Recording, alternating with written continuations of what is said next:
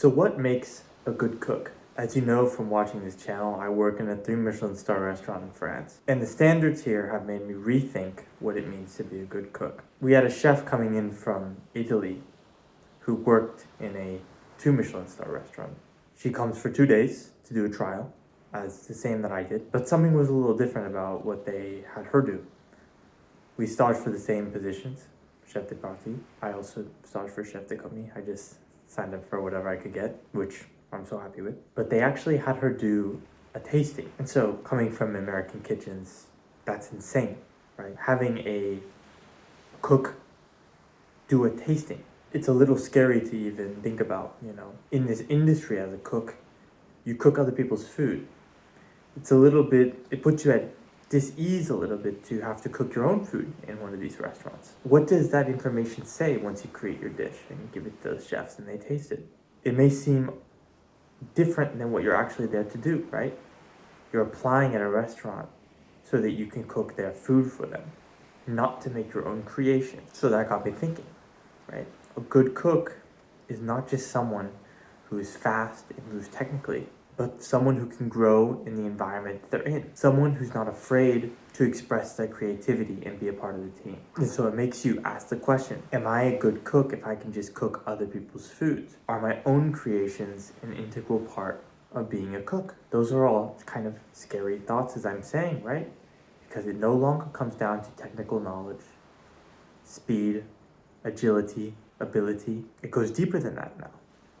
You have to be able to actively apply what you know. Now, in this restaurant I work in, it's not incredibly recipe driven. There are recipes for certain things, pastas, tart shells, etc.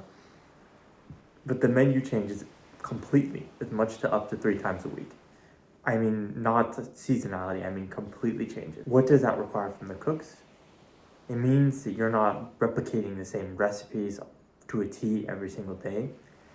You're accomplishing certain visions that require some creativity on how you get them done. These chefs in France, they don't judge based off of the process and how you do things. It's very much a system set up to allow you to do what you need to do to get the product up to standard. There's a million different ways to make a beurre monté, to make a bone reduction, right? The most important thing is that it turns out right and it tastes good. And again, I hate to be the one hating on USA kitchens from what I experienced, right?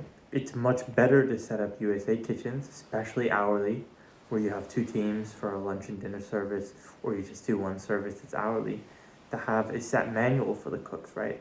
For them just to be the cog in the wheel that turns, because that is what is demanded by the economical system, right? There are, of course, smart ways to get around this, but a lot of people don't take the action to do it. Because if you really know how to do something, there's different routes to actually get the thing done, right? I tell people, right, all the time, I've told people this, cooking is just problem solving. That's all it is. It's knowing what's happening and then fixing the problems that naturally come, right? It's not crazy. There's a million ways to cook a good steak, we know that, right? The chefs in France just care about how it ends up on the pass. We do tastings 2 times a day for lunch and dinner service to figure that out, It's a fail-proof system. All mistakes can be fixed, And so it encourages you to be creative and optimize your station the way you want it to be optimized. It's unlike anything I've seen before. Really, it's incredible. And so back to this stage that is making their dish. There's only so much you can tell on someone's first day how good they are, If they just follow instruction, does that mean they're going to be a good member of the team? A stage walking into the kitchen, creating their own dish, is putting them under pressure.